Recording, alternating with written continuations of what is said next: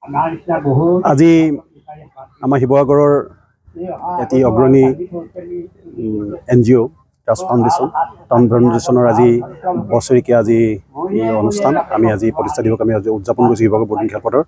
আজি দিনটোৰ কাৰ্যসূচীৰ পাছত আমি বৰ্ডিং খেলপথাৰত আমি আমাৰ শিৱসাগৰৰ বিভিন্ন গণ্যমান্য ব্যক্তিৰ উপস্থিতিত আমি এই আমাৰ বৰ্ষপতি অনুষ্ঠানটো আমি উদযাপন কৰিছোঁ।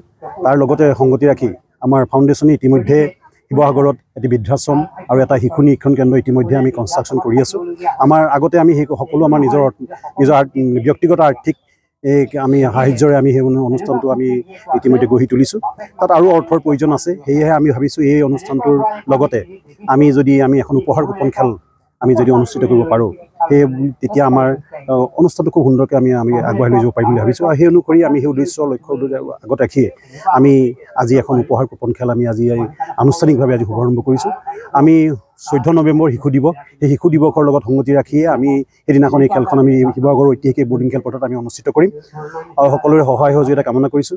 এই অনুষ্ঠানৰ এই উপহাৰ গোপন খেলখন কেৱল এখন অকল উপহাৰ গোপন খেল নহয়, কাৰণ এই খেলখনৰ যোগেদি আমি এটা মহান অনুষ্ঠান যিটো ইতিমধ্যে আণ্ডাৰ কনষ্ট্ৰাকশ্যন আছে, এটা বৃদ্ধাশ্ৰম, এটা শিশু নিৰীক্ষণ কেন্দ্ৰ, তাত আমি এই সম্পূৰ্ণ ইয়াৰ যি যদি আমাৰ প্ৰফিট হয় তেতিয়াহ'লে আমি ভাবোঁ যে আমি তাত আমি এইটো ব্যৱহাৰ কৰিব পাৰিম। গতিকে এইটো আপোনালোকৰ নিজৰ অনুষ্ঠান বুলি ভাবিব সকলো ৰাইজে।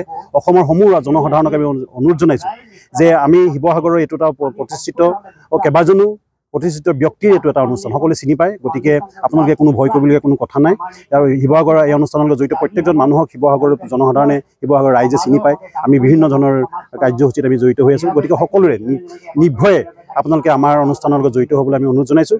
আৰু আমি এই অনুষ্ঠানৰ যোগেদি আমি হিতাধিকাৰী সৃষ্টি কৰিব বিচাৰিছোঁ।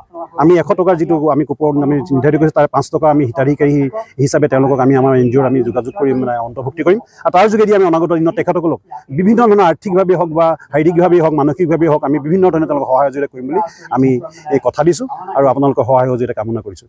ধন্যবাদ। কুপন এতিয়া আমি সামগ্ৰিকভাৱে আমি এতিয়া 5 লাখ কুপন বনাইছোঁ। আমি এতিয়া কিমান দূৰ আমি সফল হওঁ নাজানো। গতিকে অনাগত দিনত সম্পূৰ্ণ স্বচ্ছতাৰে আমি ৰাইজৰ আগত গোটেই কথাখিনি আমি ব্যক্ত কৰিম। আমি এতিয়া যিহেতু আমি খেলাখন অকণ ডাঙৰ পৰ্যায়ত অনুষ্ঠিত কৰিছোঁ, গতিকে আমি ইয়াত বিভিন্ন ধৰণৰ সুবিধা কিছুমান আছে বুলি আমি গম পাইছোঁ।